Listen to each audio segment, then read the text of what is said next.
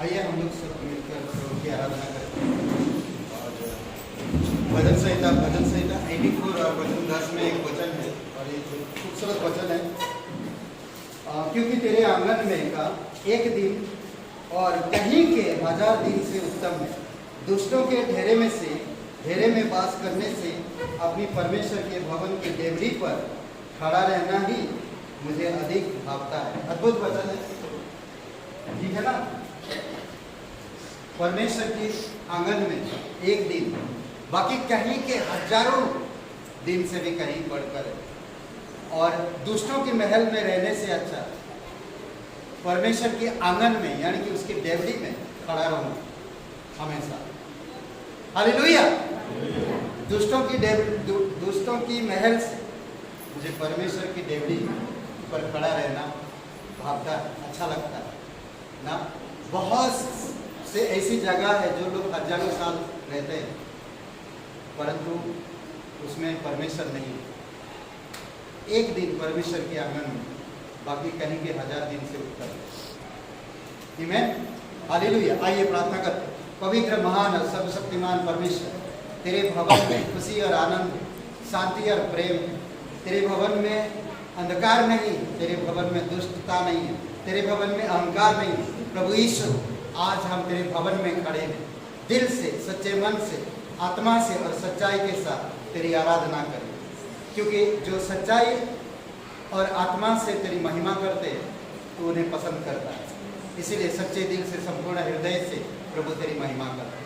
तू पवित्र परमेश्वर, तू अनादिकाल से अनंत काल तक एक सा रहने वाला परमेश्वर, तू जीवित है, तू हर एक लोगों से प्यार करने वाला परमेश्वर।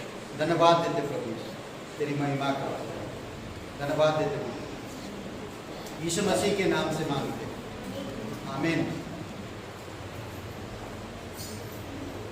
तेरी स्तुति प्रशंसा हो, तेरी हर पल महिमा हो। तेरी स्तुति प्रशंसा हो, तेरी हर पल महिमा हो। तू हमारे बीच है, तू मेरा पहला प्यार। तू हमारे बीच है,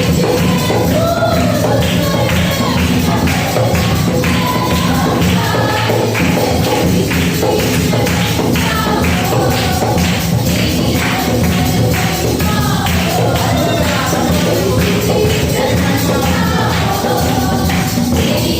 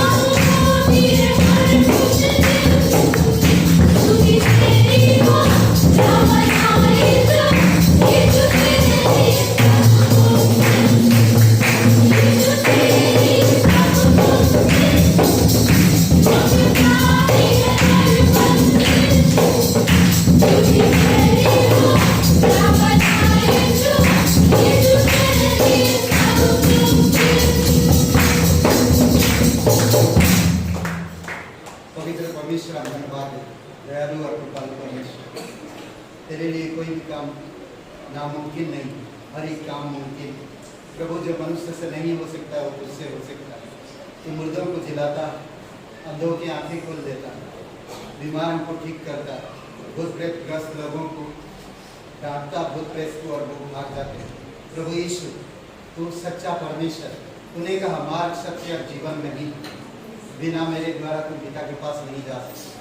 तू हमारा उद्धार करता, तेरे लहू हमारे पापों को हमेशा के लिए शुद्ध किया, तू हमारे पापों को क्षमा किया। धन्यवाद देते प्रभु यीशु, आपके प्रेम के लिए, आपकी लहू के लिए, आपके बलिदान के लिए, आपके जी उठने के लिए धन्यवाद हो। दयालु और कृपालु परमेश्वर, धन्यवाद देते हैं। शामों से फिर चारों पहर मेरे यीशु को आराधना, रात और दिन, सुबह और शाम मेरे यीशु को आराधना। शामों से फिर चारों पहर मेरे यीशु को आराधना, रात और शाम मेरे यीशु को आराधना, आराधना यीशु को, आराधना यीशु को, आराधना यीशु को, आराधना यीशु को। चाहे कुछ भी हो जाए, आराधना में करता रहूं, गम के बाद या हो खुशियाँ, आराधना में करता रहूं। चाहे कुछ भी हो जाए, आराधना में करता रहूं, गम के बाद या हो खुशियाँ, आराधना में करता रहूं, आराधना यीशु को, आराधना यीशु को, आराधना यीशु को, आराधना यीशु को, आराधना यीशु को, आराधना यीशु को, आराधना पिता को, आराधना आत्मा को, आराधना यीशु को, आराधना यीशु को,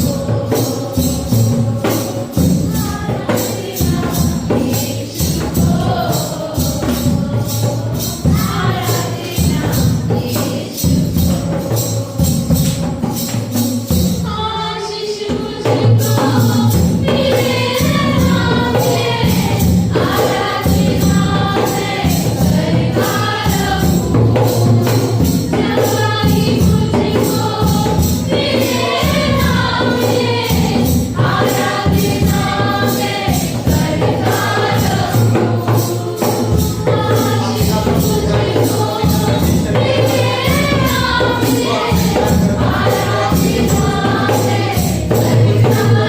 आराधना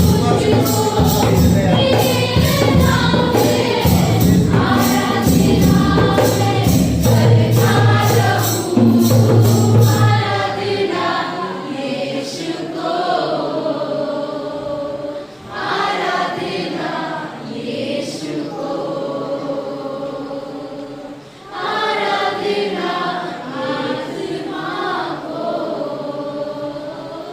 आराधना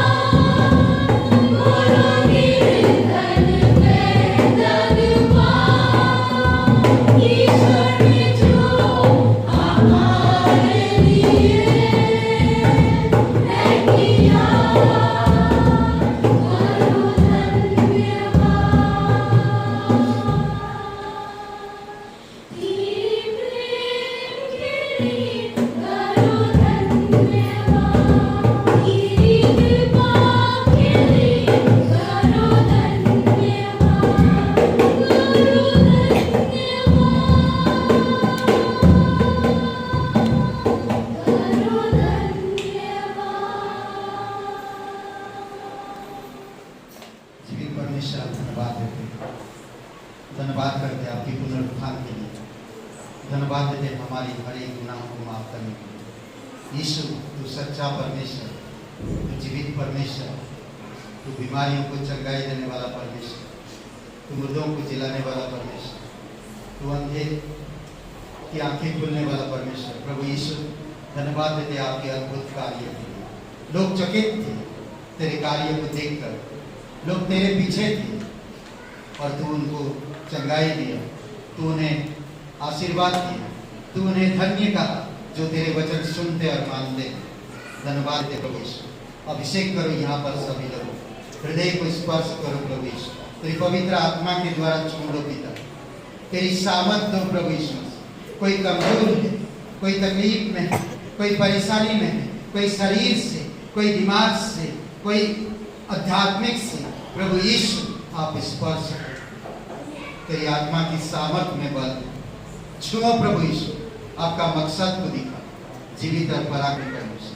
धन्यवाद देते राजाओं का राजा, तो प्रभुओं का प्रभु, सर्वशक्तिमान परमेश्वर। प्रत्येक हृदय आत्मा से आज बातें करो पिता। आज हमें बल दो प्रभु, हमारे विश्वास ना डगमगाए और ना कभी हिले। हम ऐसे विश्वास करें, आज हम तेरे वचन को सुने, उस वचन के द्वारा हमारा जीवन बदले प्रभु यीशु। आप सहायता करो। धन्यवाद देते इस समय प्रत्येक भाई बहनों के जीवन के लिए। अभिषेक करो, आगे की कार्य करो, यीशु नासरी के नाम से मांगते हैं, आमीन।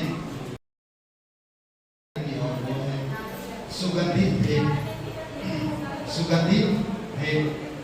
और ये पहला शमूएल का पहला अध्याय 10 से 20 वचन।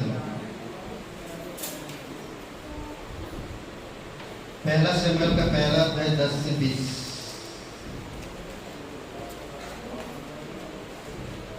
ओके, तो मैं पढ़ता हूँ, आप लोग सुनिएगा ध्यान से। हाँ, मैं पढ़ रहा हूँ 10 वचन से पहले अध्याय का। और उससे कहा, निश्चय हम तेरे संग। अरे कौन सा पढ़ रहा हूँ, सॉरी।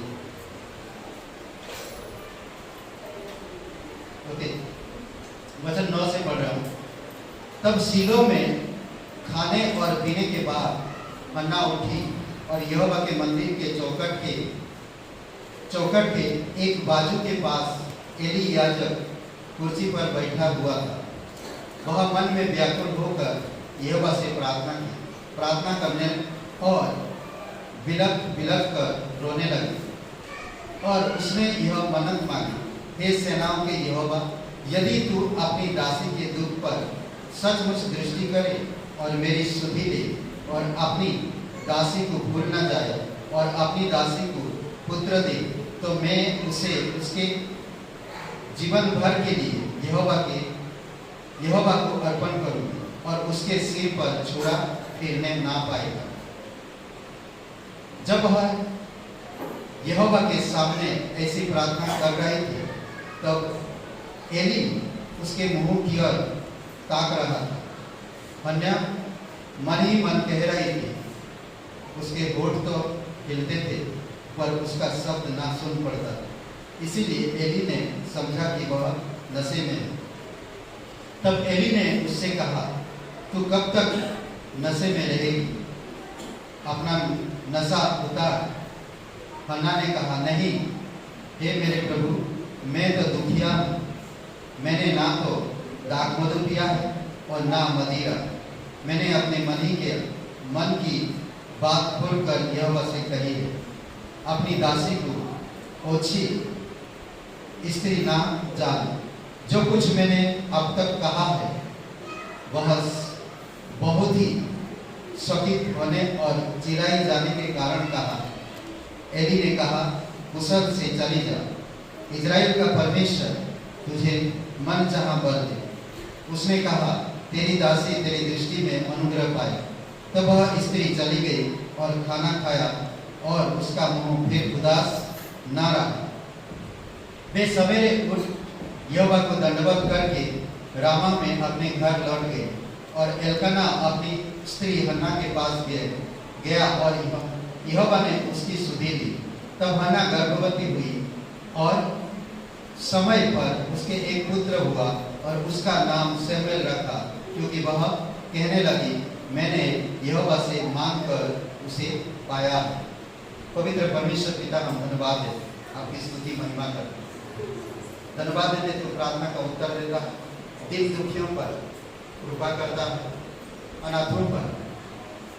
और भजन संहिता 146 में कहता है पिता, और वचन 9 है कि तू परदेशियों का रक्षा करता है और अनाथ और विधवाओं को संभालता है। दुष्टों का मार्ग को टेढ़ा मेढ़ा कर देता है। प्रभु यीशु, हम धन्यवाद देते हैं, तू जीवित परमेश्वर, दिन दुखियों की बातें सुनता है, जो सच में तुझसे प्यार करते हैं, जो तेरी आज्ञा मानते हैं, जो तेरे वचन सुनते हैं और तेरे मार्ग पर चलते हैं, तेरी इच्छा को पूरी करते हैं।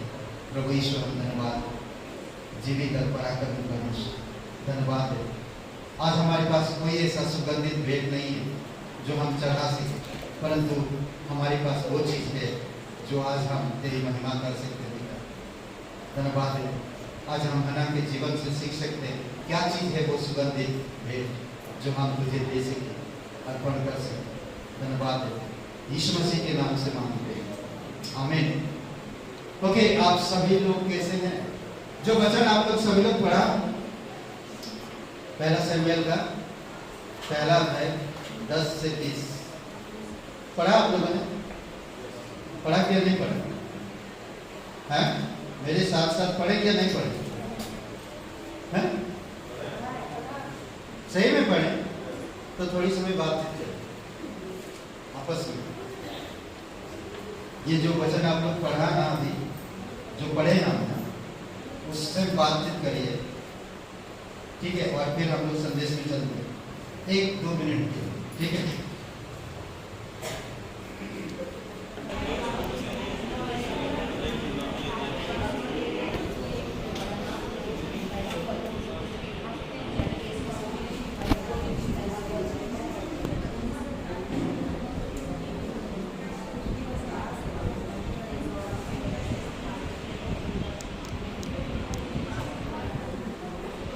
आज जो हम लोग बात करेंगे और वो है सुगंधित भेंट, ठीक है?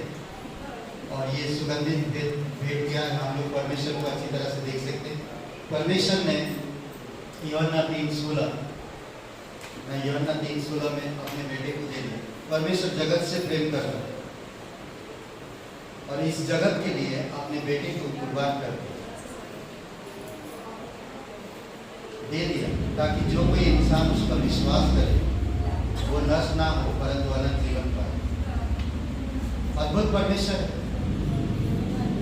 वो जीवित परमेश्वर। इस प्रकार कई सारी कहानियां हैं बाइबल में, ऐसे कई सारे मिशनरी हैं जो परमेश्वर के कार्य में बहुत सारे सुगंधित भेंट किए। तो इसीलिए बहुत जरूरी है आपको मुझे समझना और जानना। आज जिस विषय में हम लोग बात करेंगे एक बार एक माँ ने अपनी सबसे बड़ी बेटी को सरकारी कार्य में भेजा। एक दिन उसे समाचार मिला कि वह इस कार्य क्षेत्र में शहीद हो गई। सरकारी में भेजी अपनी बड़ी बेटी और वो उस कार्य में शहीद हो गई।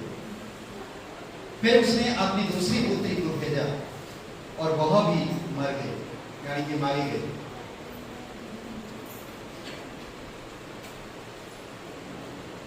फिर उसने अपनी तीसरी पुत्री को भेजा और उसकी भी हत्या कर दी।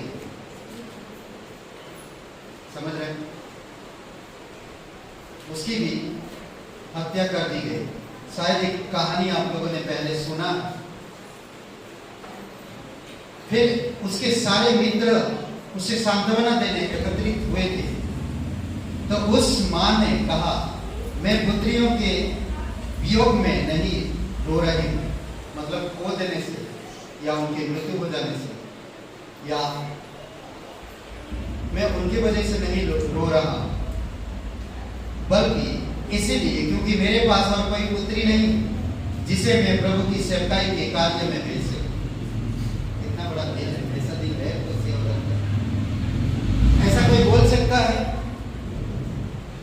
ऐसा कोई बोल सकता है? 3 बेटियों को परमेश्वर की राज्य के लिए दे दिया, हत्या हो गई, शहीद हो गए, मार दिया गया, तो कोई सोच सकता है? परमेश्वर जगत से ऐसा प्रेम किया, अपना इकलौता पुत्र दिया, ताकि जो कोई उसके नाम पर विश्वास करे वो नष्ट ना हो परंतु अनंत जीवन पाए।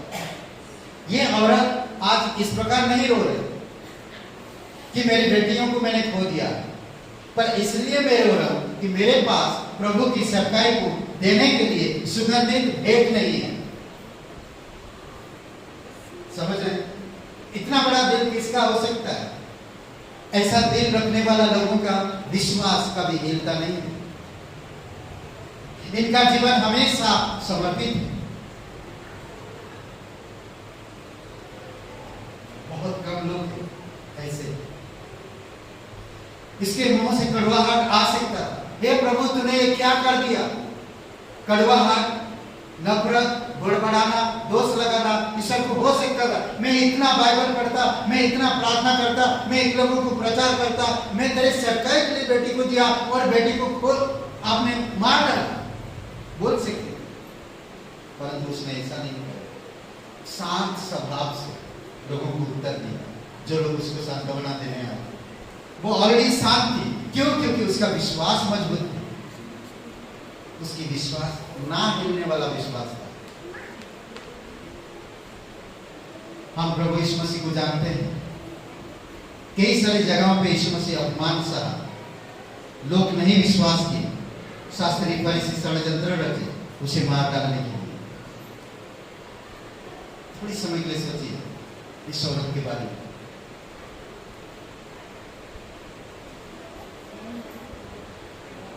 कैसे हम आराधना करते हैं, किस तरह से हम स्तुति गान गाते हैं, किस दिल लेकर हम कलीसिया आते हैं, कैसे हम परमेश्वर के साथ व्यवहार करते हैं, हमारा विश्वास कैसा है, ये आप पर निर्भर करता है। हन्ना एक दुखियारी औरत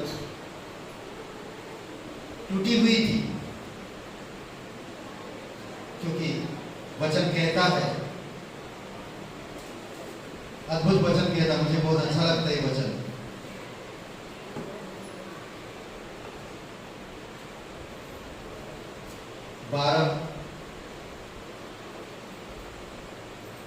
जब यहोवा के सामने ऐसी प्रार्थना कर रहे थे तब एली उसके मुंह की ओर ताक रहा था। हन्ना मन ही मन कह रही थी, उसके होठ तो हिलते थे परंतु उसका शब्द ना सुन पड़ता था। इसीलिए एली ने समझा कि वह नशे में है। तब एली ने उससे कहा, तू कब तक नशे में रहेगी? अपना नशा उतार। हन्ना ने कहा, नहीं हे प्रभु, मैं तो दुखिया, मैंने ना तो दाखमधु पिया और ना मदिरा। मैंने अपने मन की बात खोलकर यहोवा से कही है, अपनी दासी को ओछी स्त्री ना जा। जो कुछ मैंने अब तक कहा है वह बहुत शकील होने और चिढ़ाए जाने के कारण कहा, यानी कि उसको हर समय चिढ़ाया जाता था। सोचिए थोड़ी सी, आप विश्वासी हो, आपको अगर कोई चिढ़ाए देता है तो आप कैसे बर्ताव करें? और हन्ना चिढ़ाई हुई औरत, उसे चिढ़ाया गया, एक बांझ दुखियारी टूटी हुई, खाली कुछ नहीं, बहुत टूटी हुई। ऐसे समय पर कौन जाकर परमेश्वर से शिकायत करेगा या प्रार्थना करेगा? सोचिए, क्या करेगा? क्यों परमेश्वर, क्यों मुझे ही लोग क्यों चिढ़ाते हैं? मुझे ही ऐसा लोग क्यों सोचते हैं? मेरे बारे में ऐसा क्यों सोचते हैं? हम यही सोच सकते हैं, यही कह सकते हैं। नहीं, आपका जीवन में अगर कोई परेशानी, कोई तकलीफ या कोई चिढ़ा रहा, कोई आपको निंदा कर रहा, तो खुशियां मना, परेशान मत हो, परमेश्वर के पास जाओ, आपकी दुख खुलकर कहो प्रभु से। वो जानता है, वो आपकी बातें जानता है, वो समझता है, वो आपके साथ व्यक्तिगत बात करना चाहता है, जैसे हन्ना ने खुलकर बातें की। मेरे दिल की बात खुलकर, मन की बात खुलकर, मन ही मन, वो जोर से नहीं बोल रहा, हे प्रभु मुझे वो चिढ़ाया, मुझे वो चिढ़ाया, मुझे क्यों चिढ़ाते हैं, मुझे ऐसा क्यों बोलते हैं, बार बार मेरी बेइज्जती क्यों होता है, ऐसा वो नहीं कही। वो कहा सी मन ही मन, प्रभु मैं जानता हूं, मुझे एक बेटा चाहिए,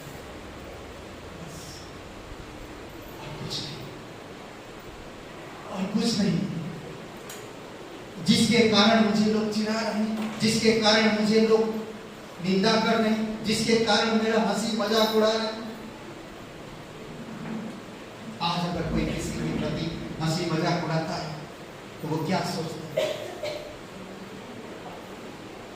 क्या सोचते हैं? टूटते हैं, रोते हैं, मैं ऐसा क्यों हूं?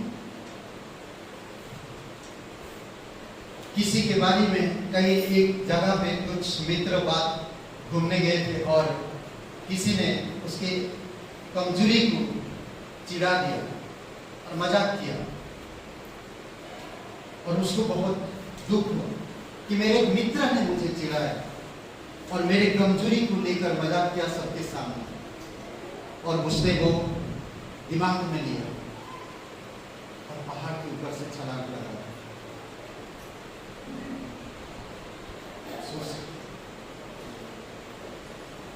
अभी हाल ही में हमने एक न्यूज सुना, दो मित्र कहीं पर गए थे घूमने और कहीं टहल रहे थे, शायद आप लोग भी सुना है, और एक मित्र टहल रहे थे तो एक मित्र किधर गायब हो गया, तो दूसरा मित्र घर चला आया, किसी को कुछ नहीं बताया। 4 दिन के बाद पता चला कि वो घूमने गए, 4 दिन के बाद पता चला। सोचिए थोड़ी सी, वो छोड़ के चला आया, उनके परिवार वालों को बताया नहीं, कुछ भी नहीं किया। ऐसे मित्र जो एक मित्र के साथ तुम घूमने गए हो और वो मर जाता है या कुछ हो जाता है, उसके परिवार वालों को बताते नहीं, 4-5 दिन हो जाता है, कुछ खबर नहीं देता किसी को।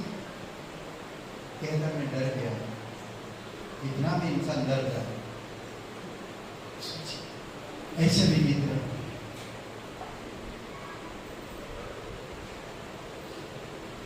कीमती भेंट, कीमती सुगंधित भेंट। यहाँ पर एक चीजें हम लोग देख सकते हैं, आराधना केवल गाना बजाना या स्तुति करना ही नहीं, बल्कि प्रभु को आध्यात्मिक या अत्यधिक देना ही इसका दूसरा पहलू है। कई बार आप घर में आराधना मस्ती करते, सब कुछ कर रहे, गाना बजाना, नाचते हुए, प्रभु तेरी महिमा हो, नाचते हुए, गाते हुए हम सब कुछ कर रहे हैं, प्रभु की आराधना कर रहे हैं, सब कुछ कर रहे हैं, मगर हम 10वां या भेंट नहीं दे, कुछ नहीं दे। कोई मतलब नहीं आराधना करने का। मैं घर से बाहर कदम नहीं निकाल रहा हूं, परमेश्वर की बुलाहट है। परमेश्वर ने कहा है मैंने तुम्हें चुना है, तुम सीखो और मैं तुम्हें इस्तेमाल करूंगा। अब्राहम को कहा है अब्राहम तुम अपना घर छोड़ दे, कुटुंब छोड़ दे, परिवार छोड़ दे और मैं जो कह रहा हूं मेरे पीछे बोल। यीशु मसीह ने कई सारे लोगों को मिला और उनसे बातें की और उनसे कहा मेरे पीछे बोल। तो वो लोग क्या किए?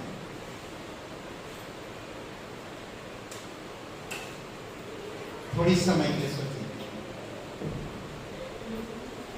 आराधना, महिमा, कलीसियाना, बाइबल पढ़ना, प्रार्थना करना, चिल्ला कर जोर जोर से सबको दिखा रहे हैं, हम सब चीजें कर रहे हैं, पर हम दूसरी तरफ परमेश्वर की राज्य के लिए कुछ नहीं कर रहे। इसीलिए अन्ना यहाँ पर बता, यहाँ पर कर रहा है जो परमेश्वर के सामने सुगंधित भेंट के रूप में चढ़ाया जाता है, और वो है अत्यधिक देना। अत्यधिक देना, अत्यधिक का मतलब क्या है? अधिक, समझ रहे? अधिक देना। क्या चीज हम दे अधिक? विधवा औरत, सब लोगों ने अपनी आमदनी से दे रहे, उसने अपनी मूल पूंजी दे, इसको कहते हैं अधिक, इसको कहते हैं अधिक। अब्राहिम एक ही लौता बेटा, परमेश्वर ने कहा तेरे बेटे को मेरे लिए बलि कर, और उसने दे दिया, इसको कहते हैं अधिक। समझ रहे हैं? इसको कहते हैं अधिक। अद्भुत है। वो माँ बेटे लकड़ी बीन रही थी औरत एलिया को कोवल ने रोटी दिया था, परंतु अब वो नहीं, बल्कि सारपत में एक विधवा को तैयार करके रखा, वो तुझे रोटी खिलाए। करेक्ट? वही है शायद कहानी। एक कुप्पी तेल और एक मुट्ठी आटा। उसने कहा सबसे पहले मेरे लिए एक टिकिया बनाना। तो वो विधवा सबसे पहले परमेश्वर की दास के लिए एक टिकिया बना के लाई, उसको कहते हैं अधिक। समझ रहे? पतरस, यूहन्ना, याकूब जाल को छोड़कर, अपने पिता को छोड़कर प्रभु के पीछे चल जाना, उसको कहते हैं अधिक। उठे, मती, सब कुछ त्याग कर, सब कुछ छोड़कर, नौकरी छोड़कर परमेश्वर के पीछे चल जाना, उसको कहते हैं अधिक। आज लोगों का सालों साल पगार नहीं बढ़ता, फिर भी वहीं पर 12 घंटा ड्यूटी करते रहते, परंतु परमेश्वर में लोग करते नहीं। वहीं पर गाली सुन रहे, वहीं पर उनको डांट पड़ रहा, वहीं पर अविश्वासी के मुंह से वो इतना तकलीफ उठा रहे और वहीं पर पड़े हुए, परंतु परमेश्वर कहता है मैं तुम्हें एक ऐसी जगह ले जाऊंगा जहां पर शांति और चैन होगा। चलोगे? सॉरी प्रभु, मैं अभी अभी शादी किया, थोड़ा घर सेटल कर लूं, फिर मैं आता हूं। वाह, नहीं, अभी अभी मुझे जब लगा, इस जब का थोड़ा सा आनंद ले लूं प्रभु, फिर मैं आता हूं। अभी अभी मैं भैंस खरीदा, नहीं बैल खरीदा, उसको मैं जोतने के लिए खेत में उनको ठीक कर दूं, फिर मैं आता हूं। यीशु मसीह कहता, किसी ने कहा मैं अभी पिता को गाड़ के आता हूं। यीशु मसीह ने कहा मुर्दों को बोल दे, गाड़ने दे, तू मेरे पीछे हो। मुर्दे को मुर्दे गाड़ने दे, हाँ, तू मेरे पीछे हो। कितना बढ़िया बात कहा, पर कई बार हम लोग नहीं समझ पाते। हन्ना, जो शमूएल भविष्यवक्ता की माता, हन्ना एक धार्मिक औरत थी, धार्मिक थी, उसने आराधना की। इस पहलू को समझाया अच्छी तरह से। वो एक धार्मिक थी, भरोसा था, विश्वास था परमेश्वर के ऊपर, जिस तरह रूत का था। मैं वापस मायके नहीं जाऊंगा, भले कुछ भी हो जाए, मैं मायके नहीं जाऊंगा, मैं मेरी सास के पीछे चलूंगा। सास का दुख मेरा दुख, सास का परमेश्वर मेरा परमेश्वर, सास का घर मेरा घर, सास का सब कुछ मेरा सब कुछ। रूत का ये कॉन्फिडेंस था। तो क्या रूत विधवा अवस्था में मर गई? रूत का जिंदगी बर्बाद हो गई जो निर्णय ली थी उसने नयोमी के पीछे चलने का? नहीं, परमेश्वर ने उसको फिर से उसका लायक बनाया और कहते कि यीशु मसीह उसके वंश से आए। अद्भुत। मत्ती का अगर पढ़ते हैं वंशावली यीशु मसीह की, तो वहां पर रूत नाम की औरत को मिलेगी। सोचिए, अगर वो औरत अन्य जाति का था, अगर नयोमी ने कहा कि हे मेरे बेटे तो खत्म हो गए, आप कोई बेटा नहीं है, मेरा पति भी नहीं है, आप तुम लोग अपनी अपनी मायके चली जाओ, दूसरा शादी करके घर बसाओ। वाह वाह, हम लोग को तो आजादी मिल गया, चलो भैया वापस चलो। नहीं, ऐसा कभी नहीं सोच सकते थे वापस, मगर वो ऐसा नहीं है। समझ रहे?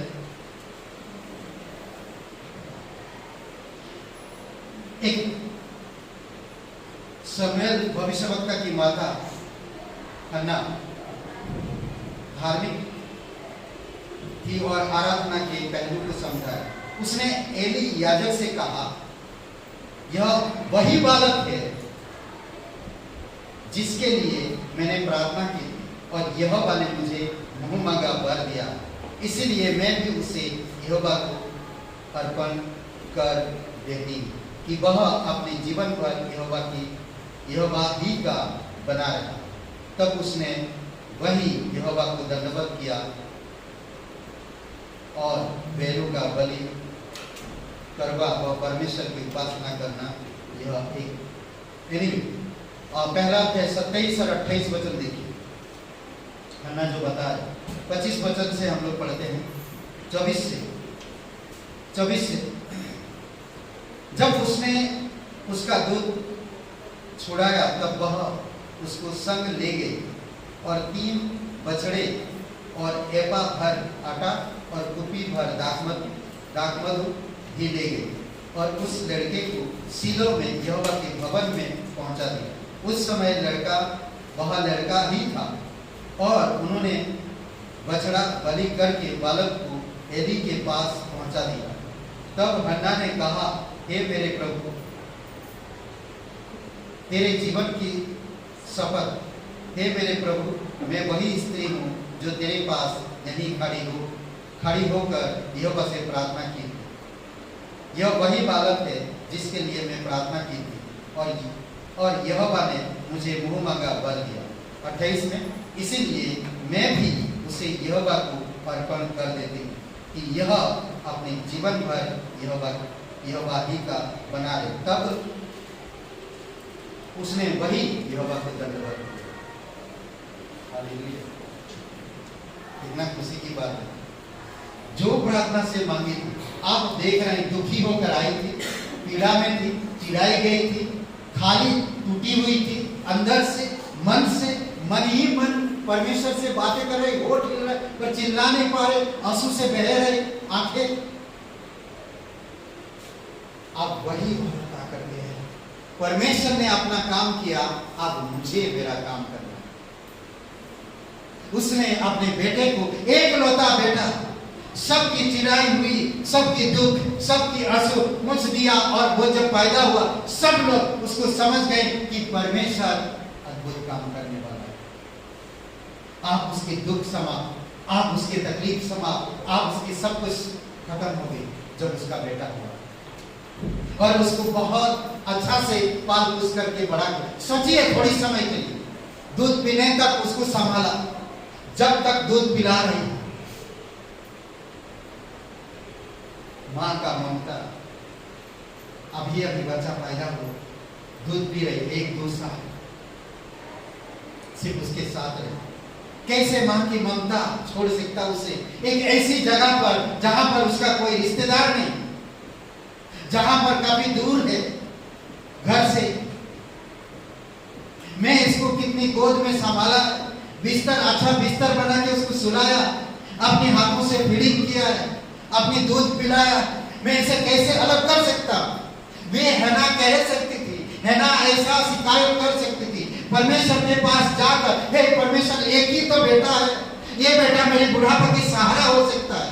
क्यों क्यों क्यों परमेश्वर आपकी योजना बदल दे। जो मैंने वादा किया था मैं उसको बदल रहा हूँ, प्रभु मुझे क्षमा कर। परंतु है ना, ऐसा नहीं कि उसने क्या किया, परमेश्वर के भवन में अपने बेटे को लेकर गई और कहा कि वही बेटा है। एली से कह रहा, ये वही बेटा है जो परमेश्वर से मैं मन्नत मांगा था और आप मैं इसे यहीं पर छोड़ के जाऊंगी और ये जीवन भर परमेश्वर की सेवा करूं।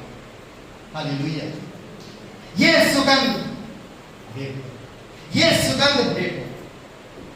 छोटा बेटा को छोड़ के चली गई, क्या होगा, कल बीमार पड़ेगा, क्या खाएगा, कैसे सोएगा, कैसे रहेगा नहीं मालूम। मां की ममता सब कुछ निछावर कर दी। आज हम रुबाब दिखाते हैं अपने बच्चों पर, कल बच्चे गलत मार्ग में जाएंगे और नष्ट हो जाएंगे, आप डांट पीसो, रो। आज मौका है, आज मौका है अपने बच्चों को परमेश्वर को सौंप दो। आज मौका है अपने बच्चों को परमेश्वर के लिए तैयार करो। आज मौका है परमेश्वर विश्वास रखे और भरोसा रखे अपने बच्चों को। ध्यान दो, हन्ना की तरह अगर वो अपने पास रखता, शायद मुझे लगता है शमूएल इजराइल का पहला भविष्यवक्ता नहीं बनता। मैं गारंटी, उसने परमेश्वर को संबंधित कर दिया, भेंट सुगंधित भेंट के रूप में दे दी। सिर्फ आराधना ही नहीं, उसने अधिक से अधिक दे दिया। मेरा दिल का टुकड़े को दे दिया। हन्ना ने निकाल दिल के टुकड़े, अपने ममता को मार दी और बेटे को छोड़ दिया। सोचिए, अब्राहम भी वही किया, परमेश्वर ने भी वही किया। हर एक पीढ़ी के लोगों को देखा, आदम में जो कोई पैदा हो रहा है वो मर रहा है। इसीलिए परमेश्वर ने कहा कि मेरे बेटे को मैं भेजूंगा, परंतु उसे भी लोग मार दिया, उसे भी मार दिया नहीं, और उसे भी मारकर क्रूस पर चढ़ा दिया। परंतु परमेश्वर की योजना अलग है। जो कोई इंसान यीशु मसीह पर विश्वास करता वो नष्ट नहीं होगा, परंतु अनंत जीवन पाएगा। वाह, अनंत जीवन पाएगा। आज यीशु मसीह क्रूस पर चढ़ाया गया, कब्र में दफनाया गया, लोग जानते हैं। तीसरे दिन जी उठा, लोग जानते हैं। इतना जानते हैं यीशु मारा गया, पता नहीं कैसे मर गया, पता नहीं। वो लोग कहते हैं तीसरे दिन जी उठा, भैया मुझे हमको नहीं मालूम। पर जब हम उस पर विश्वास करें, आपकी पाप माफ होता है, आपको नया जीवन मिलता है, आप परमेश्वर का अद्भुत प्रतिक्रिया देगा। जब हम विश्वास करें, अद्भुत करेक्ट। 3 बेटियों दे दिया। आप और ढूंढ रहे और मेरी बेटी कोई नहीं है, परमेश्वर और कोई बेटी होता तो मैं तेरी सेवकाई के। एक ऑस्ट्रेलिया की विधवा औरत बचपन में उनकी 5 बच्चे और बच्चे छोटे छोटे थे, उनके पति खत्म हो गए। वो विधवा अपने बेटों को पढ़ाया लिखाया, तो परमेश्वर बहुत विश्वास था और परमेश्वर में समर्पित जीवन, उसका जो विश्वास था ना मिलने वाले विश्वास। वो विधवा बच्चों को बड़ा किया, पढ़ाया लिखाया, परमेश्वर ने उनको बड़ा किया, समर्पित हो गए बच्चे। देश लड़ाई में चल रहा है, देश में बुलावा है अपने अपने घर से संतान को। उसके 5 बच्चे जवान, पांचों के पांचों देश की लड़ाई के लिए चले गए। खुश थी वो बच्चे, परमेश्वर में भरोसा था, विश्वास था। विधवा औरत ने इतना तालीम दिया था कि उनका भरोसा परमेश्वर में, अगर मर भी जाए तो एक दिन परमेश्वर में रहेंगे। इतना उसको यकीन, अपने बच्चों के लिए प्रार्थना करते, परमेश्वर में उनका भरोसा जगा है।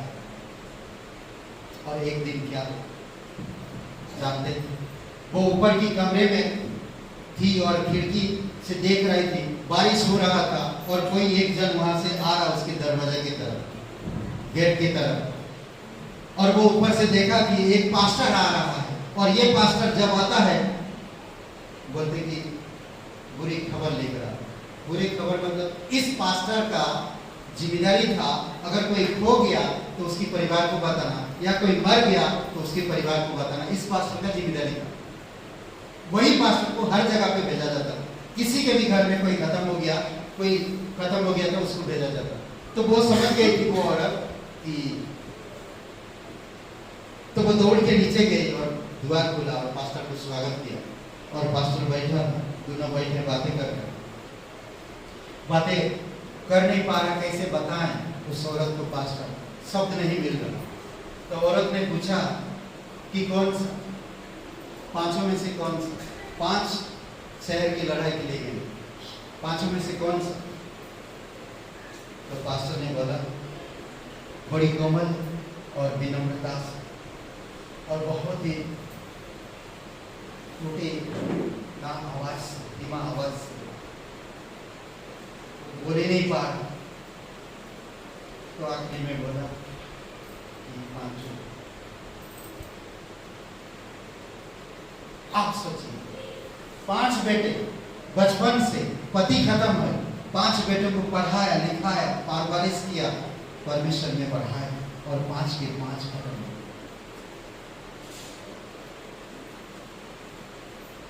अब वो क्या करेगी? क्या जवाब देगी वो पास्टर? क्या जवाब देगी? वो धर्मी औरत, उसका विश्वास ना हिलने वाली विश्वास थी। हन्ना का विश्वास ना हिलने वाली धर्मी थी। जितने भी ये सुगंधित भेंट दिए, अधिक से अधिक अत्यधिक, वो उनका परमेश्वर तारीफ किया। उनका विश्वास ना हिलने वाला, और वो धर्मी थी। और ये औरत कड़वाहा कर सकती थी परमेश्वर के प्रति, बोल सकती थी, अरे कम से कम 1 ले लेते, 2 ले लेते, 5 के 5 उठा ले, प्रभु ये कौन सा तेरी कार्य है, कैसा कार्य है, कह सकती थी। परंतु उसने थोड़ा सा होठ हिला, आंखों में नमी आई, दिल थोड़ा सा टूटा, पर आवाज आया, होठ खुला और आवाज आई कि परमेश्वर ने दिया, परमेश्वर ने दिया, वो परमेश्वर ने खुश किया। इतनी सी एक समय देखिए, थोड़ी समय के लिए सोचिए, कैसा ना जीवन। ये औरत बचपन से इतना पाल पोस करके बड़ा किया है लोगों, और अब 5 के 5 खत्म। कैसा विश्वास, कुछ नहीं कहा। ऐसा स्टोरी सबके जीवन में नहीं आता। आपके जीवन में अलग स्टोरी, आपकी दुख अलग होगा, आपकी परीक्षा अलग होगी। हर एक लोगों का परीक्षा अलग है। परमेश्वर कहता है बहुत सारे आदमी, पास्टर का आदर करो, कैसे भी पास्टर, कैसे भी परिवार आदर करो, कैसे भी इंसान, हमें पास्टर का आदर करने के लिए कहता है, हमें आदर करना चाहिए। आपस में प्रेम रखो, ऐसा प्रेम जो परमेश्वर का, सच में परमेश्वर का। समझ रहे? कई सारे ऐसे बातें हैं जो परमेश्वर सिखा रहा, समझा रहा। समझ रहे? आज हम लोग नहीं कर पाते कुछ। परमेश्वर अगर समुद्र है, परमेश्वर पूर्ण रूप से ना एक समुद्र की तरह, और आप और मैं एक गिलास, कितना भरोगे, कितना लाओगे? फिर भी समुद्र आपसे पूर्ण रूप से प्यार करो। परमेश्वर अगर सोचिए इतना महान, तो हम कप की तरह या गिलास की तरह, कितना गिलास में आएगा पानी? और परमेश्वर देखिए समुद्र, और वही परमेश्वर आपको बुलाता है, वो सब तेरा है। वही अद्भुत। हमारी विश्वासी जीवन धर्मी और समर्पित, ना हिलने वाला विश्वास रहेगा। आपके लिए सब कुछ संभव है। कई बार हम चीज़ों को नहीं समझते। पिछली बार हम बताएं, मेरा यहाँ कोई नहीं है। जिनको मैं मेरा कहता हूँ, जिनको मैं अपना कहता हूँ, वो मेरे नहीं है। मैं परदेसी हूँ, यहाँ मेरा कोई नहीं है। आज मुझे कुछ हो गया तो मैं सब कुछ छोड़ के चला जाऊंगा। ये सांसें रुक गई तो मैं सब कुछ छोड़ के चला जाऊंगा। कौन है? मैं पति को कहूंगा, हे प्रभु मेरे पति के बिना मैं नहीं आऊंगा, मेरे बच्चों के बिना नहीं आऊंगा, मैं उनसे बहुत प्यार करता हूँ। प्रभु कुछ तो दया करो प्रभु, मेरे बच्चों को लो, मेरे बच्चों मालूम सब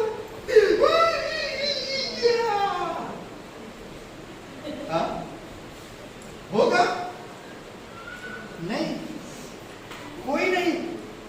एफिसियों की किताब कह रहा है, परदेसी, हम परदेसी, और परदेसियों का प्रभु रक्षा करता है। आप और मैं यहाँ परदेसी, समझ रहे? हमारा देश स्वदेश स्वर्ग में है, इसीलिए जरूरी आप मुझे समझना। मेरे पिताजी मुझे छोड़ के चले गए, मेरे फूफा मुझे छोड़ के चले गए, मेरे बड़े पापा मुझे छोड़ के चले गए। क्यों नहीं ले गए मुझे? नहीं ले, समझ रहे? कोई किसी का नहीं। जब जाएंगे तो वो मुंह भी मोड़ेंगे नहीं, समझ रहे? एक वो क्या बोलूं, मैं भूल गया। नहीं, आगे चलते सुनते बोलते,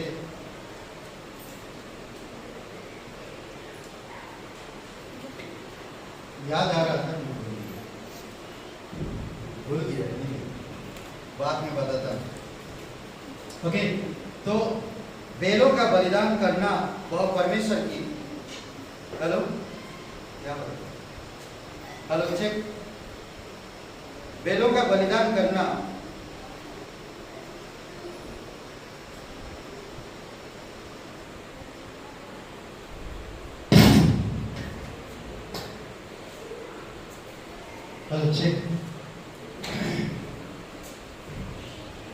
बैलों का बलिदान करना वह परमेश्वर की उपासना करना, यह एक नित्य कर्म है। ठीक है, बलि करना नित्य कर्म, लेकिन अपनी संतान दे देना दुर्लभ कार्य है। समझ रहे? अपनी संतान देना एक दुर्लभ, ये इतिहास, ये जीवन की पुस्तक में दर्ज होता है। बैलों को चढ़ाना, आराधना करना, ये तो एक नित्य कार्य है, रोज हम रोजमर्रा जीवन में करते रहते हैं। परंतु किसी ने एक बेटे को दे देना, ये दुर्लभ, समझ रहे हैं? ऐसी आराधना जिसमें हमें कोई मूल्य ना चुकाना पड़े, वह व्यर्थ, समझ गए? ऐसी आराधना है जिसे हमें कोई मूल्य नहीं चुका रहे, तो वो बेकार है। तो आप कैसे आराधना करना वो करें। मैं अपनी टाइम पर आ रहा हूं प्रभु की आराधना कर, मेरी मर्जी, व्यर्थ हुआ आना, व्यर्थ नहीं। कई बार हम पहले आ गए, पास्टर जी लेट आए, 1 घंटा बाद शुरू हुआ कलीसिया, उसके बाद मेरा दिमाग आउट हो गया, पूरा आउट ऑफ कंट्रोल। आज के बाद कलीसिया में मैं 1 बजे जाऊंगा, आउट ऑफ कंट्रोल हो गया। मैं कैसा विश्वास है, आउट ऑफ कंट्रोल हो गया मेरा दिमाग। 1 घंटा बाइबल पढ़ते, परमेश्वर ने आपको पहले लेकर आया, 1 घंटा बाइबल पढ़ते, एक एक चीज के लिए प्रार्थना करते, कुर्सी के लिए, मसीह के लिए, बाजे के लिए बैठ के प्रार्थना करते, परमेश्वर खुश हो। मगर आउट ऑफ कंट्रोल करना वो व्यर्थ हो, समझ रहे? क्रोध, गुस्सा, नफरत, जलन, ईर्ष्या, ये सारी चीजें बेकार। किसी को दिखाने के लिए अगर मैं आराधना कर रहा हूं तो व्यर्थ। अगर उसमें कोई त्याग नहीं, कोई बलिदान नहीं, तो फिर व्यर्थ। कई बार इंसान परमेश्वर की इच्छा पर नहीं बल्कि अपनी इच्छा पर चलते हैं, समझ रहे? ये प्रॉब्लम लोगों में, इसी कारण से लोग बढ़ नहीं पाते, इसी कारण से वो धर्मी गिना नहीं जाता। छोटी छोटी बातें, प्रैक्टिकली बातें आप सोचो, आप परमेश्वर से प्यार करते, परमेश्वर आपसे प्यार करता है। सोचिए थोड़ी समय की।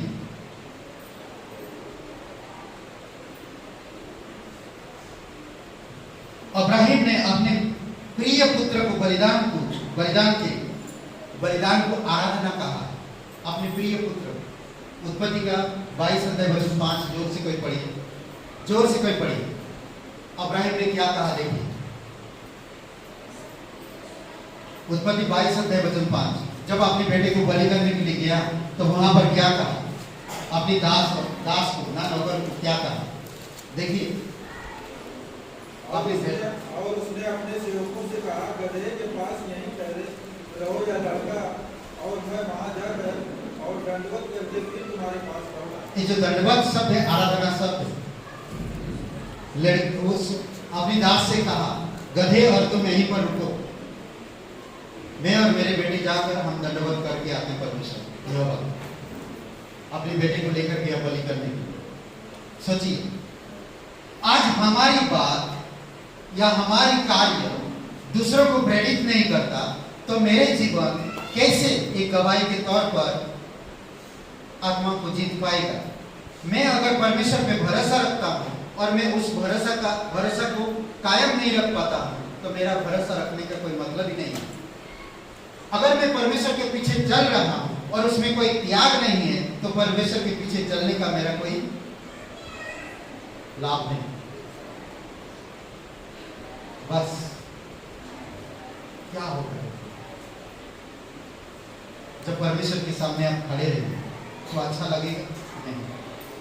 मैं इस विचारधारा का अच्छा से सहमत हूं, जिस तरह से अब्राहिम ने कहा, यदि किसी के पास 2 संतान है तो उसे 1 संतान काफी है। पर हन्ना के पास तो एक ही था, परमेश्वर के पास तो एक ही था। हाँ, एलिशिबा जकरिया के पास तो एक ही था, अब्राहिम के पास तो एक ही था, फिर भी देखिए आज लोगों के पास 4-4 है, 3-3 है, 6-6 है, एक को भी नहीं देते परमेश्वर। नहीं सोचते उनके बारे में। बुढ़ापा का सहारा, बुढ़ापा मर जाते हैं, लड़के आपस में लड़ने लगते हैं, एक दूसरे को मारते। अभी हाल ही में उत्तर प्रदेश में ऐसा कार्य हुआ, जानते हैं? एक परिवार के 6-8 लोग खत्म हो गए, 8 या 6 लोग एक ही परिवार। इसलिए जमीन, इसलिए जमीन परमेश्वर के लिए दे दो। पैसा कमाना, घर बनाना, गाड़ी बनाना, चाल रखना, ये सारे चीज व्यर्थ, कुछ नहीं होना परमेश्वर के लिए। सच बात है, परमेश्वर अपने पीछे चलने वालों को कभी भी भूखा नहीं रखता। ये हमने देखा, कभी नहीं भूखा रखता।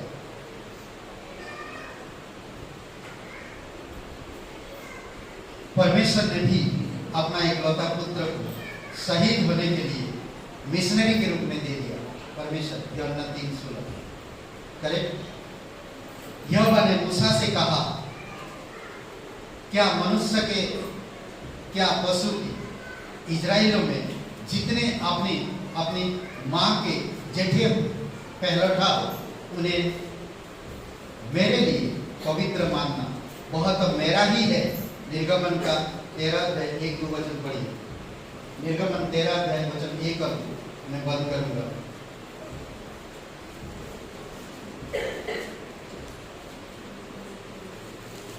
मूसा को कहा, सारे इजराइल के लोगों को कहा, पशु और इंसान जो उनका बड़ा बेटा उनको मेरा, वो कोई हाथ ना लगा, वो मेरा, मेरे लिए छोड़े।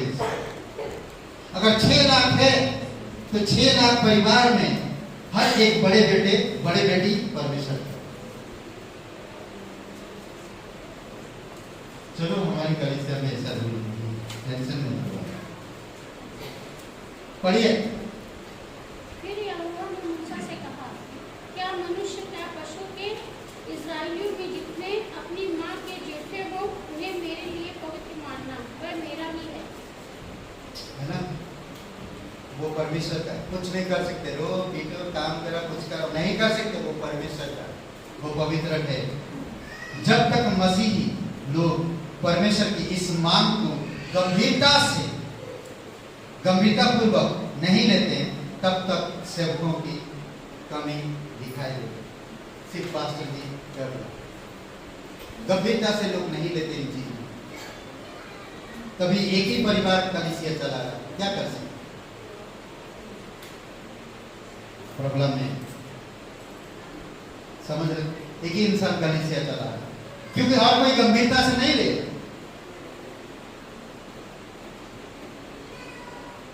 आज कई सारे देश में, ऑस्ट्रेलिया, अमेरिका, कई सारे देश में आज सोच रहे हैं कि हम लोगों ने जो गलतियां किए हैं, आने वाली पीढ़ी वो गलतियां ना करे। विश्वासी भाई बहन सोच रहे हैं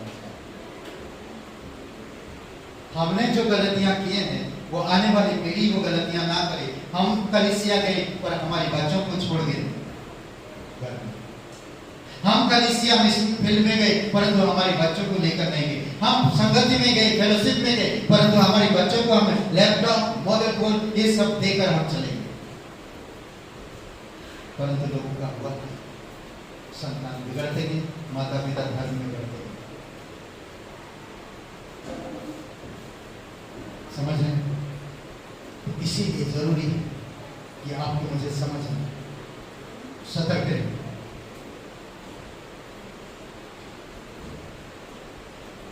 हमें परमेश्वर के लिए गंभीरता होना चाहिए। इसीलिए आज सेवक या सेवा करने के लिए लोग कम हैं।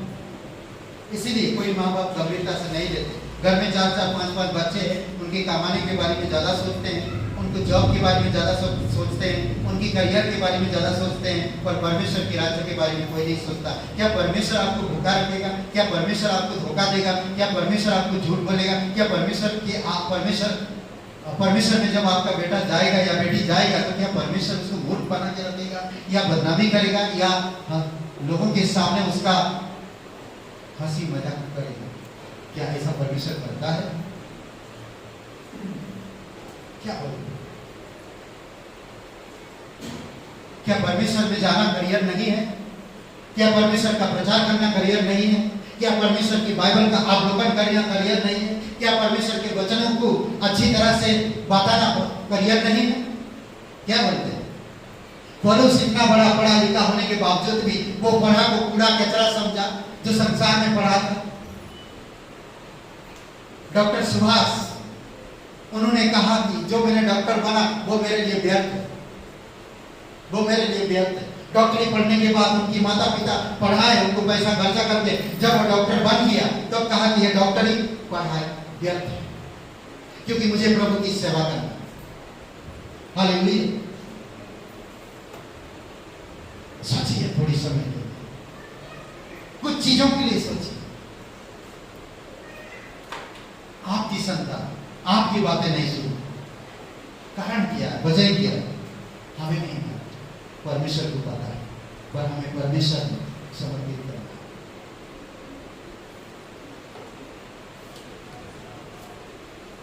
खाना अद्भुत तरीके से नहीं। यहां पर एक चीज, हम कभी भी अपने बच्चों को प्रभु की सेवकाई के क्षेत्र में अपना करियर चुनने के लिए प्रोत्साहित नहीं करते। अगर आप सच्चे विश्वासी हो, परमेश्वर की सेवकाई के लिए अपना करियर चुनने की प्रस्ताव मत करो, परमेश्वर को चुनने के लिए करो। आप अगर सच्चा विश्वासी हो, सच में कह रहा, परमेश्वर कभी झूठ नहीं बोलता, परमेश्वर कभी बदलता नहीं। परमेश्वर जो आपके बेटे बेटियों को बनाएगा वो संसार नहीं बनाएगा। दूसरी बात, फिर हम क्यों इस कोर्स को गाते हैं? वह प्रभु हर एक घुटना टिकेगा, हर एक जीव अंगीकार करेगा। क्यों गाते हैं? हाँ, ये गाते हैं ना। कौन सा गाना है? हर घुटना टिकेगा, हर एक जीव को बोलेगा कि यीशु ही प्रभु है। फिलिपियों का 2 अध्याय 10 और 11 वचन करे। क्यों हम लोग एक कोर्स गाते हैं, हर एक घुटना टीकेगा, हर एक जीव कबूलेगा कि यीशु ही प्रभु। अगर मैं करियर बनाने के लिए संसार में बेटे या बेटी को भेज दिया तो एक दिन वो भी तो कबूलेगा। तो मैं उसके सामने खड़ा होकर क्या बोलूँ? तो मेरा बेटा रो रहा, मेरा बेटी रो रही कि पिता आपने मुझे क्या बना दिया, तो मैं क्या जवाब दूं?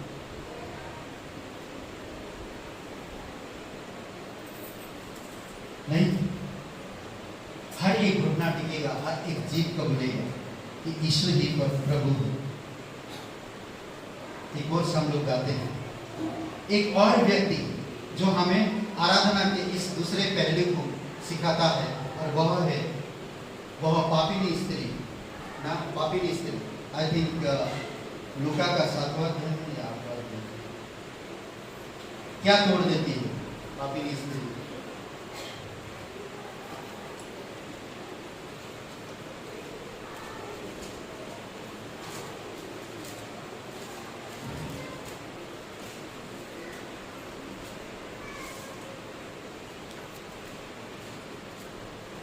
सातवां अध्याय 36 से लेकर आगे समझ रहे? ये स्त्री सिखाता है और वह पापिनी स्त्री जिसने प्रभु का सुगंधित तेल द्वारा अभिषेक किया।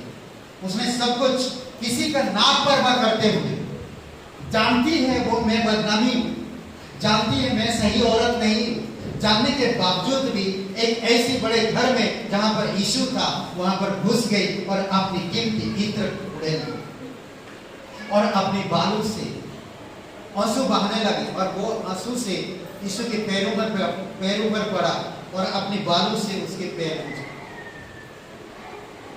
ना। ये अत्याधिक सुगंधित भेंट, अत्याधिक।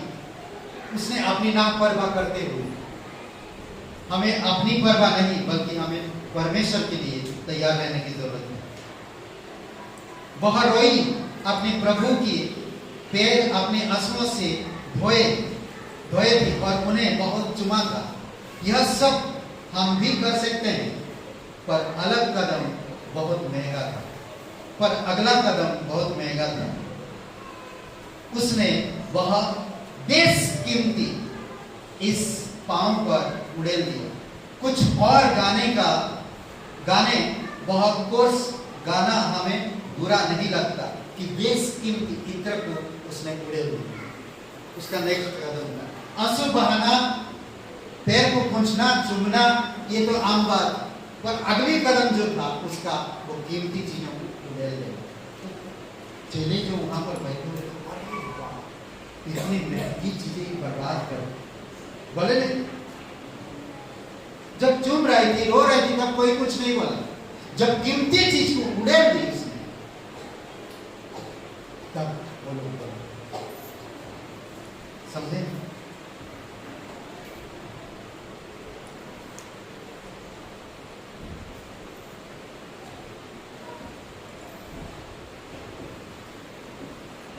सोचिए, कीमती, देश कीमती ना, एक गाना है ना, आपकी जाति में कौन सा गाना है?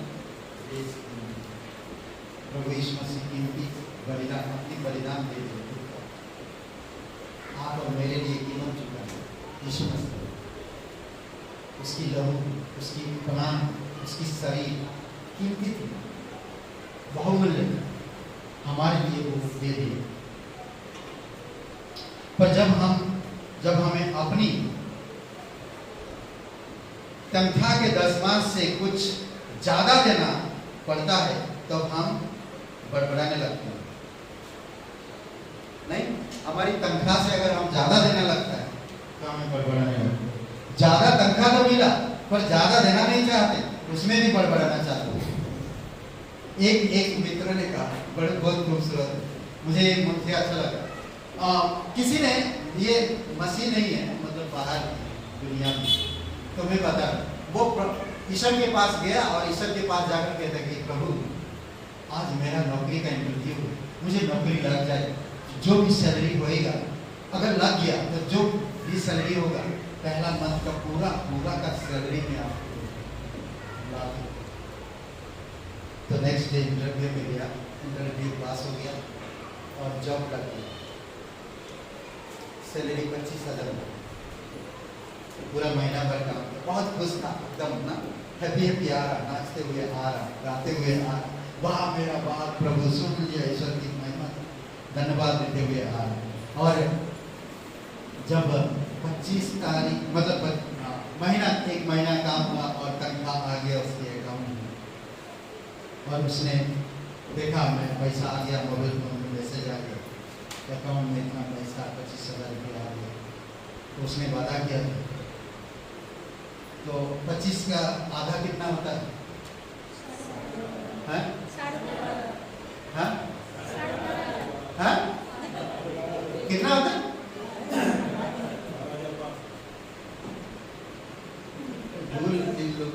कितना होता है? 12.5। कैसे बोलते हैं आप? थोड़ा एक सुर में बोलिए। साढ़े कितना होता है?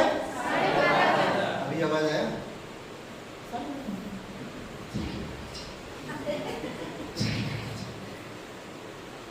नहीं, थोड़ा तो बोलना चाहिए ना आपको, खुशी से, थोड़ा स्माइल करके, थोड़ा जोर से।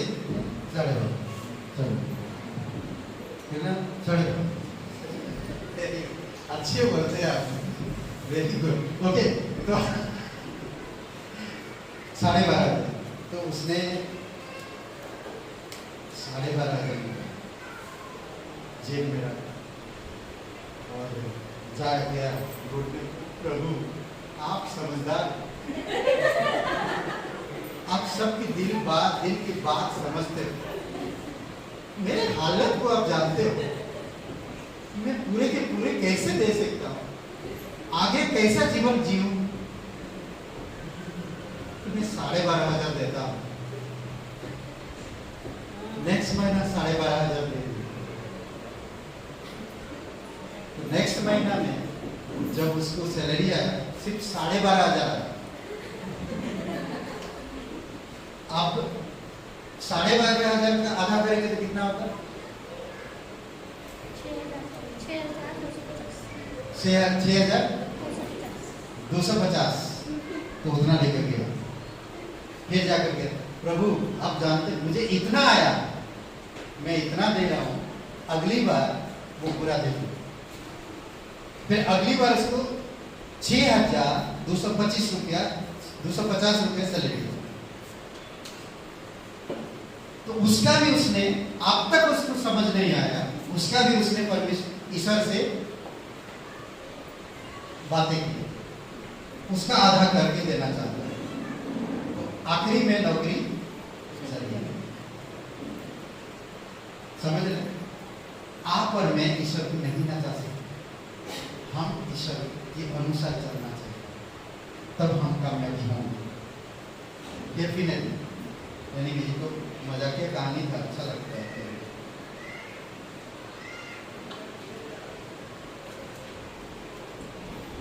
जब हम तनख्वाह से ज्यादा कुछ देने लगते हैं तो हम बड़बड़ाने लगते हैं। यदि हमारा उल्सित होकर गाना अधिक दान देने के लिए प्रोत्साहित नहीं करता है तो ऐसी आराधना सच्ची नहीं है। कई बार हम लोग खुशी से गाना गाते हैं आनंद पूर्वक, और गाने में हम लोग को मालूम पड़ता है अधिक से अधिक देना चाहिए परमेश्वर की राशि। तो गाने हम समझ रहे हैं वो गाना हमारे हृदय को छू रहा है, फिर भी हम लोग को ऐसा नहीं करते। बचाओगे वो कहीं ना कहीं ऐसी जगह पे चला जाता है जो आप बाद में पछताते हैं, वो अच्छी बात नहीं है।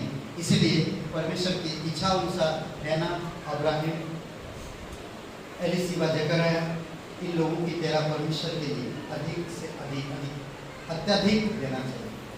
हमें ज़्यादातर अपने बच्चों की आत्माओं के लिए, अपने परिवारों के लिए सोचना चाहिए। समझ रहे? आखिरी में एक बात है, यदि मसीह मेरे लिए मर गया तो उसके लिए कोई भी बलिदान सबसे बढ़कर नहीं हो सकता है। अगर यीशु मेरे लिए अगर मर गया तो इससे बढ़कर कोई भी बलिदान नहीं हो सकता ना। तो इसीलिए आज जो हमें देने के लिए योग्य बना रहा उसी के आधार पर करना चाहिए। आइए प्रार्थना करते हैं, उसके बाद फिर भेंट पवित्र परमेश्वर पिता हम धन्यवाद देता है, स्तुति महिमा करते हैं। तू राजाओं का राजा, तू प्रभु का प्रभु। कोई भाई बहन आप नहीं जानते इस जीवन के अंत के बाद आपका आनंद बिताओगे। परमेश्वर आपसे प्यार करे, सबकी आंखें बंद है, सबकी सर झुकी है। परमेश्वर आपको बचाना चाहता है, परमेश्वर आपको नया जीवन देना चाहता है, परमेश्वर आपको अनंत जीवन में ले जाना चाहता है, परमेश्वर आपकी क्षमा को पाप को क्षमा करना चाहता है। अगर आप अनंत जीवन पाना चाहते हैं, पापों की क्षमा चाहते हैं, नया जीवन चाहते हैं, तो मेरे साथ ये प्रार्थना को करिए। अपने दिल से, अपने मन से कहिए, हे यीशु, मैं जानता हूँ मैं एक पापी इंसान हूँ, मैं खुद को नहीं बचा सकता। मैं धन्यवाद करता हूँ तू मेरे पापों के लिए क्रूस पर बलिदान कब्र में गए और तीसरे दिन मरे हुए में से जी उठा।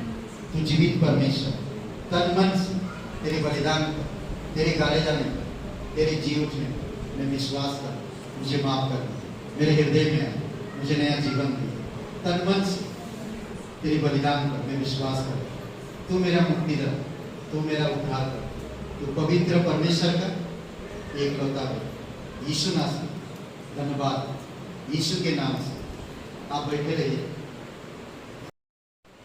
जैसा कि पास्टर जी ने भेंट के विषय में बहुत सारी बातें कही है और वो बहुत महत्वपूर्ण है ना, हमें सबसे बढ़कर परमेश्वर के लिए और परमेश्वर को देना है ना। आइए हम लोग एक वचन को पढ़ेंगे और वो मरकुश उसका 11 अध्याय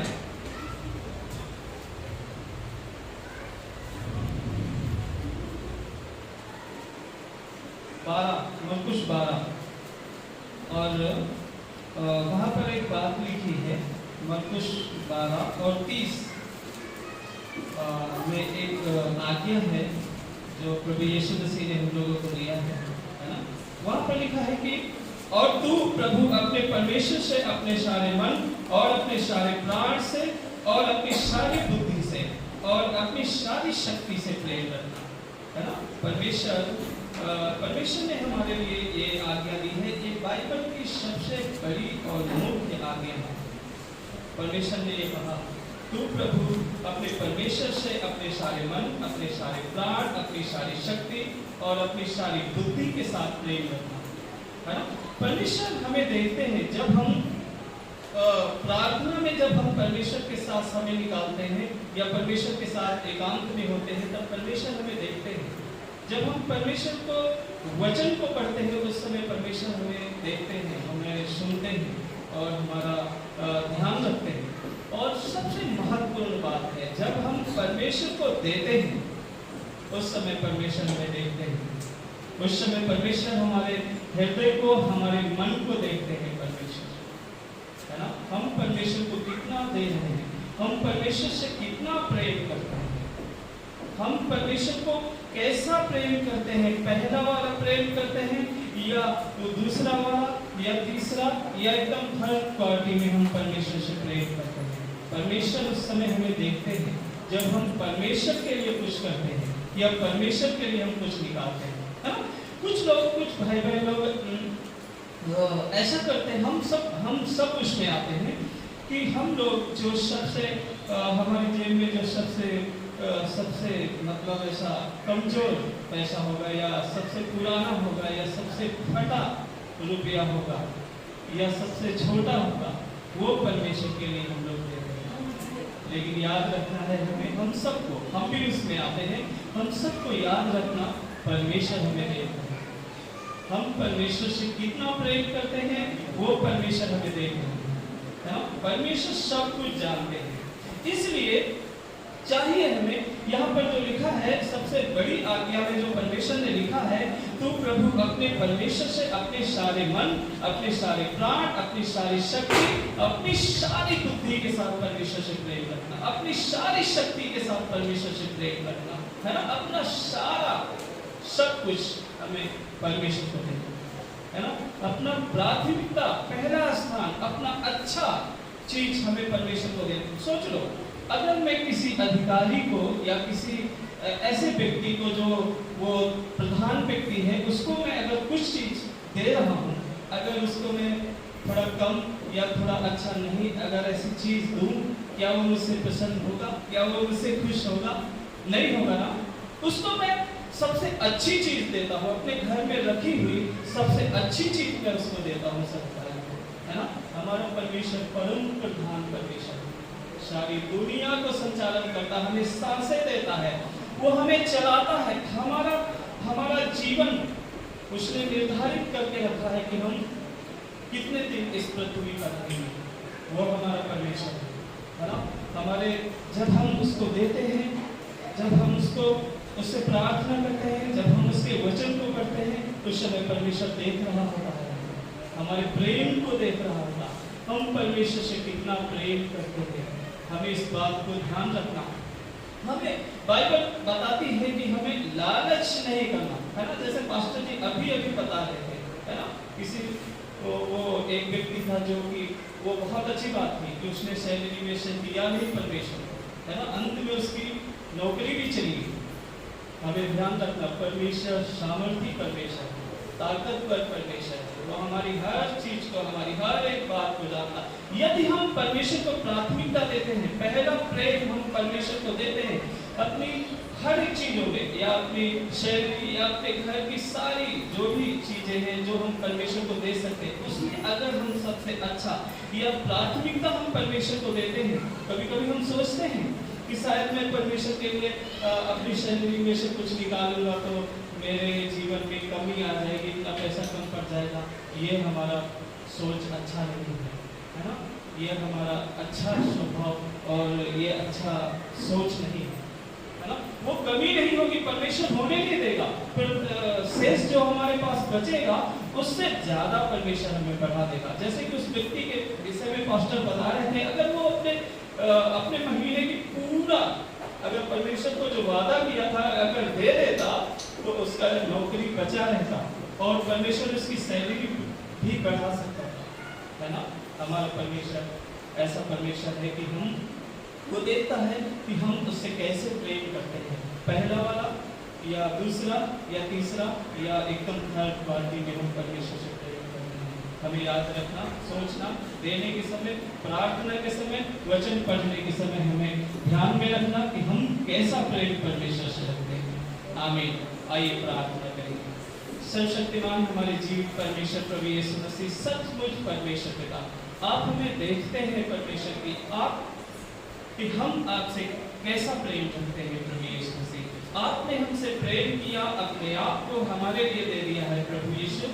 हम आपको धन्यवाद देते हैं। हमारे साथ आज इस चर्च में जितने भी भाई बहन लोग बैठे हुए हैं, हर एक के हृदय में से, हम में से हर एक के हृदय से आप बातचीत करें परमेश्वर, ताकि हम सब हर बातों में प्रथम पहला प्रेम हम आपसे कर सके परमेश्वर। आप हमें समझ बुद्धि दो और प्रभु आप हमें अगुवाई देकर पवित्र आत्मा के द्वारा चलाइए परमेश्वर, ताकि हम पहला सा प्रेम आपको दे सकें और आपकी महिमा कर सके परमेश्वर, कि आपकी आराधना कर सके, क्योंकि हमारी सृष्टि आपने किया है प्रभु यीशु मसीह। हमारा हर एक पल आपके साथ और आपके द्वारा प्रभु हम चलते फिरते जीवित रहते हैं परमेश्वर। सब कुछ जो हमारे पास है सब कुछ आपका है परमेश्वर। आप हम लोगों को समझ दो परमेश्वर, ताकि हम लोग प्रथम पहला प्रेम आपको कर सके और आपकी महिमा कर सके। धन्यवाद आज के समय के लिए और आपसे प्रार्थना करते हैं हम सबको प्रभु आशीष करें, यीशु मसीह के नाम में होकर मांगते हैं, आमीन।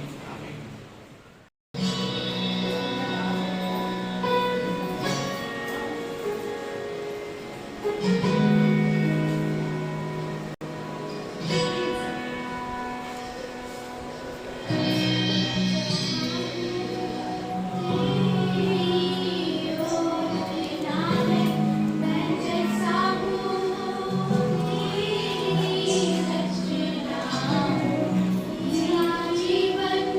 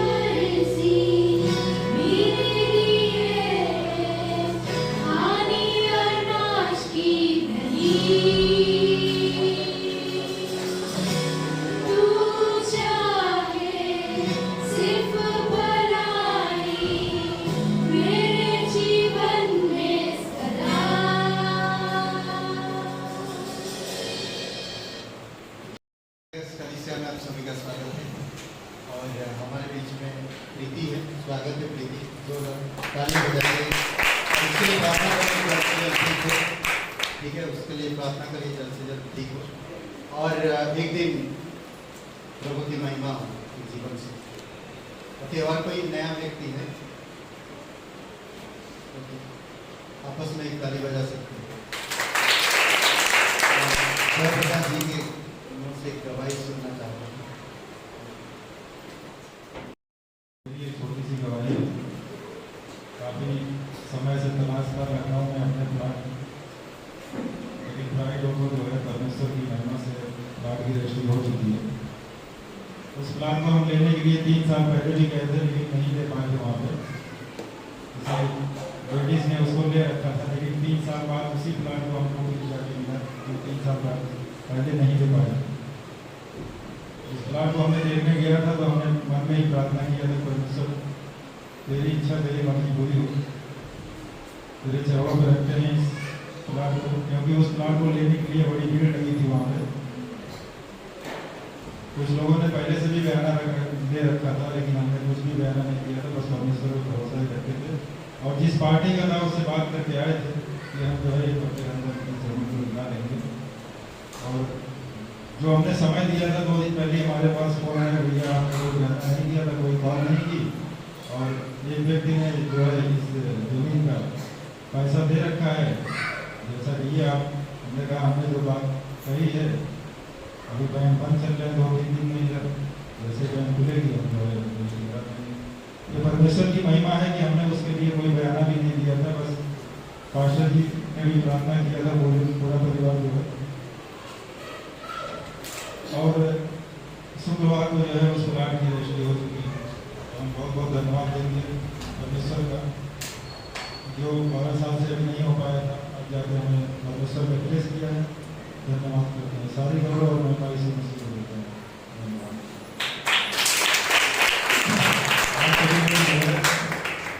लड्डू खा के जाइए, जगत से ऐसा प्रेम किया कि उसने अपना इकलौता बेटा दिया। जगत से ऐसा प्रेम किया कि उसने अपना इकलौता बेटा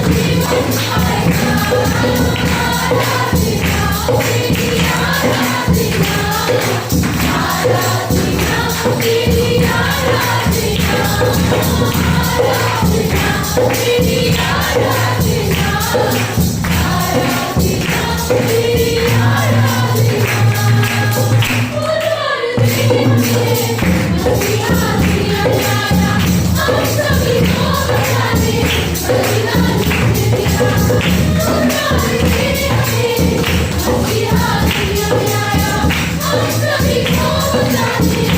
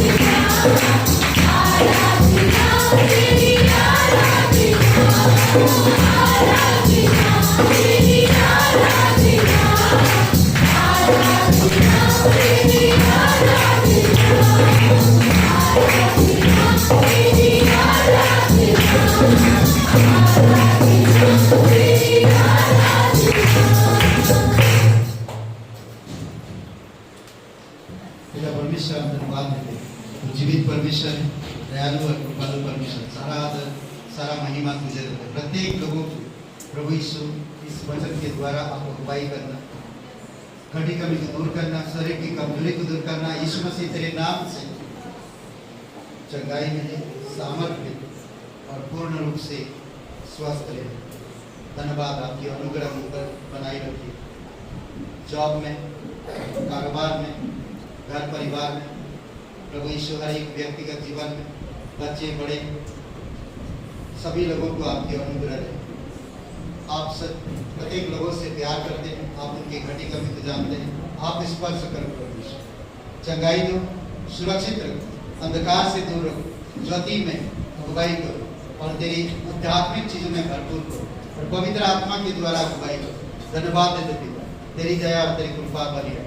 जीवित और पराक्रमी परमेश्वर, आज का दिन को इस समय को तेरे चरणों पर रखते हैं। धन्यवाद इस सभा, प्रत्येक भाई बहन जो यहाँ पर आए, जो लोग नहीं आए, सभी को आपकी कृपा दृष्टि बनी रहे। यीशु नासरी के नाम से मांगते हैं, आमीन आमीन।